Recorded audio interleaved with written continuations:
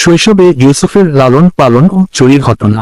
হাফেজ ইবনু কাছির বর্ণনা করেন যে ইউসুফের জন্মের কিছুকাল পরে বেনিয়ামিন জন্মগ্রহণ করেন।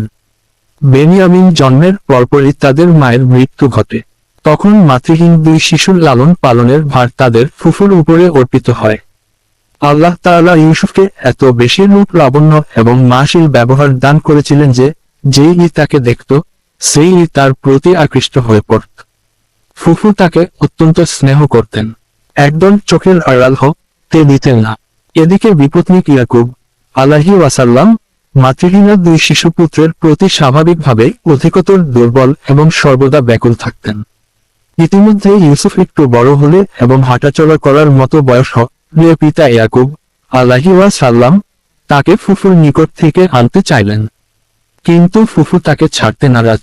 ওদিকে পিতাও তাকে নিয়ে আসতে সংকল্পবদ্ধ। শুরু হল পিতা ও ফুফুর মধ্যে মহব্বতের টানাপড়েন। ফলে ঘটে গেল এক অঘটন।